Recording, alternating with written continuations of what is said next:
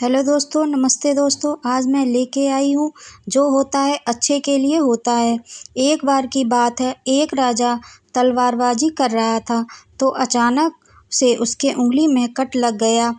तो पास खड़े मंत्री अचानक बोल उठे, राजा साहब चिंता ना करें, जो होता है अच्छे के लिए होता है। यह सुनते ही राजा को गुस्सा आ जाता है। राजा उस मंत्री को कारागृह में बंद करने का आदेश दे देता है और बोलता है, इसको फांसी पर चढ़ा दिया जाए। यह सुनकर मंत्री घबरा गया।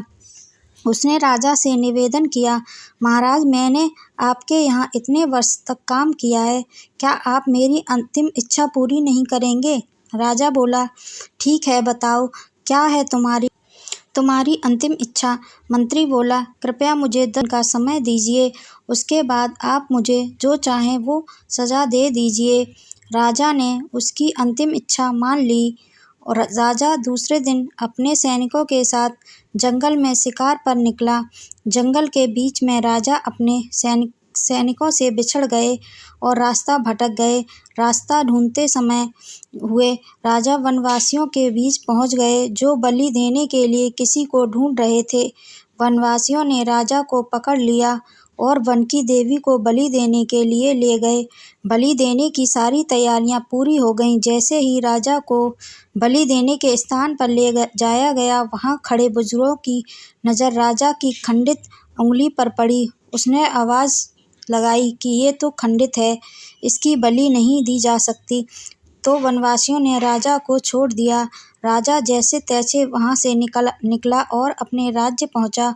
सबसे पहले कारागृह में अपने मंत्री से मिलने पहुँचा। राजा ने मंत्री से कहा, आपने सही कहा था, अगर मेरी उंगली नहीं कटी होती तो मैं जिंदा नहीं होता।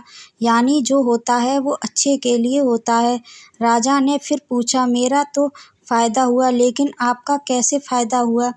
मैंने तो आपको सज़ा दी। मंत्री बोला, मैं आपके साथ शिकार पर हमेशा रहता हूँ, उस दिन भी रहता, लेकिन मेरे खंडित होने के कारण मेरी बलि चढ़ जाती, इसीलिए मेरे साथ भी जो हुआ अच्छा हुआ। राजा प्रसन्न हुआ, लेकिन छोटी सी बात पर मंत्री को सज़ा देने का दुख भी हुआ। इसीलिए राजा ने मंत्री को कारागृह से निकालकर फिर से अपने साथ रख लिया। दोस्तों, आप अपने जीवन में भी बहुत से उतार चढ़ाव आते रहते हैं। कभी कभी कुछ चीज़ें मन मुताबिक नहीं होती हैं, इस कारण से कभी निराश नहीं होना चाहिए।